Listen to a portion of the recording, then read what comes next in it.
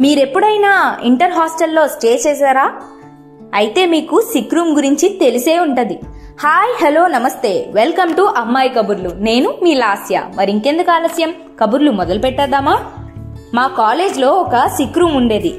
ఎప్పుడైనా ఎవరికైనా హెల్త్ బాగోకపోతే సిక్ రూమ్లో రెస్ట్ తీసుకునేవాళ్ళు. దాన్ని జనాలు రకరకాలుగా వాడేవారు. దాన్ని సిక్ రూమ్ అనడం కన్నా మల్టీపర్పస్ యూటిలిటీ రూమ్ అంటే బాగుంటుంది.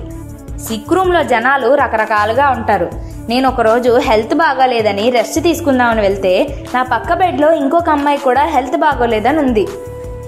తను ఒక్కరితి ఉంటే తన్ని చూడడానికి, తన్ని పలకరించడానికి మాత్రం 5 నిమిషాలకు ఒకసారి గ్రూప్ ఆఫ్ పీపుల్ వచ్చేవాళ్ళు. వాళ్ళు వచ్చి వాళ్ళ నవ్వులకి, ఈకలకి, పక్కపక్కలకి నాకు నిద్ర లేకుండా అయిపోయింది.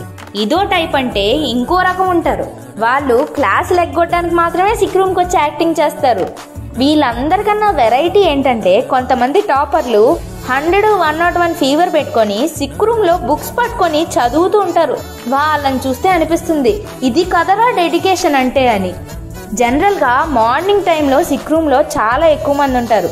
ఎందుకు అనుకుంటున్నారా? నైట్ నిద్ర సరిపోలేని వాళ్ళందరూ సిక్ అని చెప్పి సిక్ రూమ్లో పడుకునేవాళ్ళు.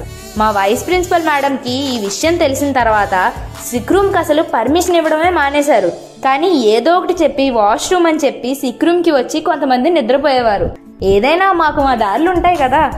మీ కాలేజ్లో కూడా సిక్ రూమ్ ఉండేదా? మీరు సిక్ రూమ్కి ఇలాగే వెళ్ళేవారా? మీ సిక్ రూమ్ ఎక్స్పీరియన్సెస్ని కమెంట్ సెక్షన్లో మాకు చెప్పండి. మరిన్ని కబుర్లతో వచ్చే ఎపిసోడ్లో మళ్ళీ కలుద్దాం. MS Chronicles కి సబ్స్క్రైబ్ చేసుకోండి మరి.